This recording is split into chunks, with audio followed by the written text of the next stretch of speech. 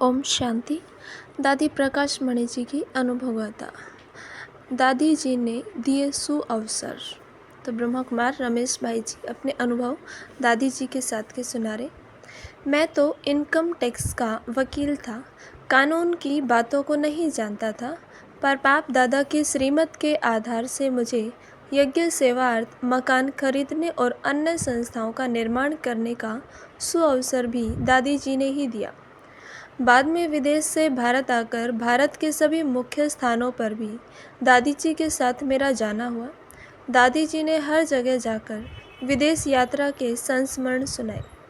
देवता मना देने वाला। यहाँ एक विशिष्ट अनुभव लिख रहा हूँ। जब हम दिल्ली पहुँचे तो वहाँ करीब 2000 भाई बहनें आए हुए थे। कार्यक्रम के अंत में टोली बांटने का प्रसंग आया। दादी जी ने कहा, मैं बहनों को और आप भाइयों को टोली बांटो। वहाँ करीब 1200 बहनें और 800 भाई थे। मैं तो 800 भाई को टोली बांटते थक गया, हाथ दर्द करने लगा। मैंने दादी जी को कहा, मुझे टोली बांटने का अभ्यास नहीं है, मेरा तो हाथ थक गया, आपका क्या हाल है? दादी जी ने कहा, मुझे तो कुछ नहीं हुआ, मेरा तो टोली बांटने का अभ्यास है। देवता मना देने वाला, आपको भी देने का अभ्यास करना चाहिए। दादी जी की कुशल वकालत। दादी जी बहुत अच्छी वकील भी थे, इसका भी मुझे अनुभव है।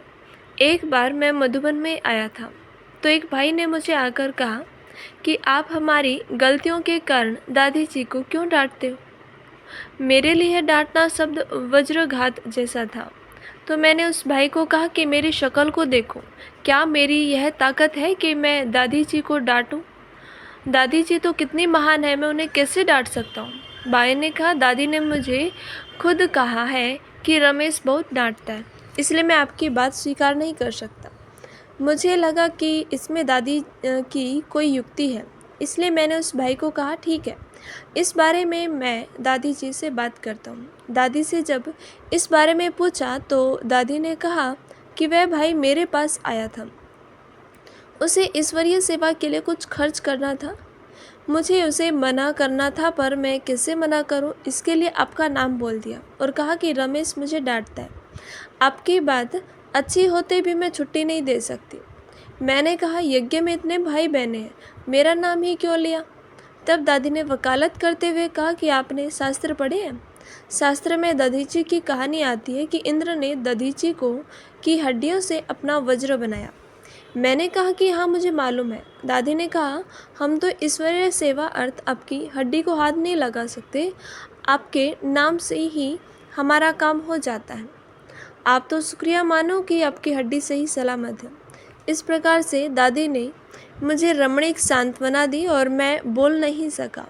मैं जोश में दादी के पास गया था और हंसते हंसते दादी के पास से आया। इस प्रकार दादी में वकालत करने की जन्मजात कुशलता थी।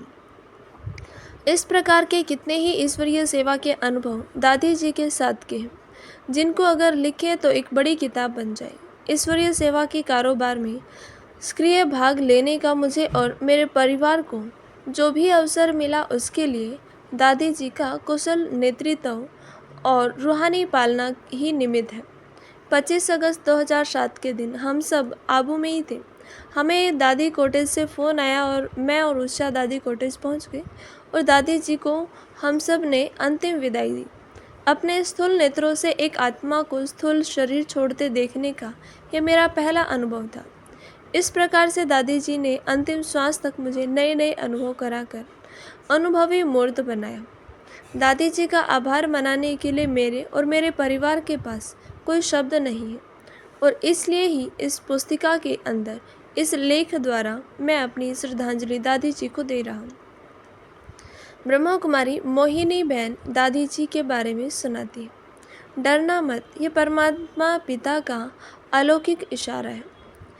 यह मेरा परम सौभाग्य और पुण्य कर्मों का फल था जो प्यारे बाबा ने मुझे दिव्य दृष्टि का वरदान देकर अपने अव्यक्त स्वरूप का साक्षात्कार कराया और सूक्ष्म रूप में इशारा दिया कि बच्ची, मैं तुझे लेने के लिए आया हूँ। बार बार यह साज भरी आवाज़ मेरे कानों में गूंजती थी। परंतु मुझे समझ में नहीं आता था कि यह कौन है, क्या मुझे लेने आया है।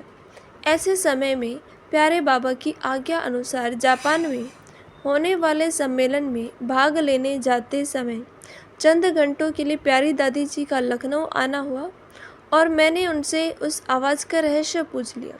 दादी जी ने कहा, डरना मत, ये परमात्मा पिता का अलौकिक इशारा है।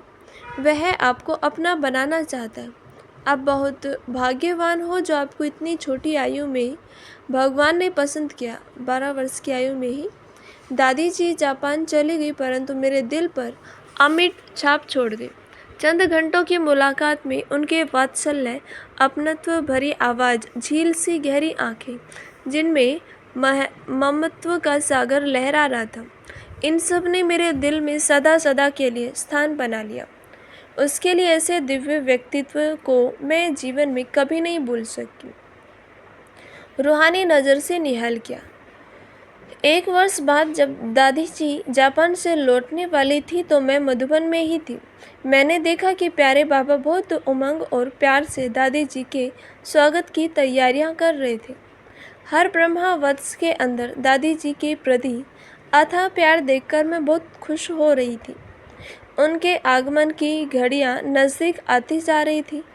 बहुत ही हर्षित मुख बेपरवाह बादशाह सेवा की सफलता से संपन्न प्यारे बाबा से मधुर मिलन मनाती है। दादी ने हम सबको भी रूहानी नज़र से निहाल किया। मुझे देखकर बोला, आप भी आई हो। मुझे बहुत खुशी हुई कि प्यारी दादी ने मुझे पहचान लिया। तब से उनसे मिलने और पालना लेने का सिलसिला जारी है। दीदी सुनाते हर प्रकार की सेवा करनी सिखाई। 3 वर्ष के बाद जब मैं पुणे में यज्ञ आई तो प्यारे बाबा ने मुझे दादी जी के साथ दिल्ली की अलौकिक सेवा अर्थ भेजा। दादी जी ने मुझे अपने साथ रख कर छोटी से छोटी और बड़ी से बड़ी सेवा करनी सिखाई। उनके संग के रंग में मैं ऑलराउंडर और हर सेवा में दक्ष बनती गई। मैंने देखा दादी जी का मम्मा बाबा के साथ निश्चल प्यार, अटूट भाव, सेवा में समर्पण, हाजी का पक्का पाठ, एक बाप दूसरा न कोई की दृढ़ धारणा से सदा एक व्रता स्थिति, सत्यता और दिव्यता की प्रतिमूर्ति दादी सदा बाप दादा के दिल तख्त पर विराजमान रहे, निश्चित भाव से परोक्ष में तत्पर रहती और अन्य आत्माओं को सेवा में साथी बनाकर एकता के सूत्र में बांधकर व्यस्त भी रखती और आगे भी बढ़ाती। बाबा मदद करेंगे। जब हम दिल्ली में सेवारत थे तो कई बार दादी जी आवश्यक कार्य से मुझे सेंटर पर छोड़कर दूसरे स्थान पर चली जाती थी और वहीं से संदेश देती थी कि आज आप क्लास करा लेना।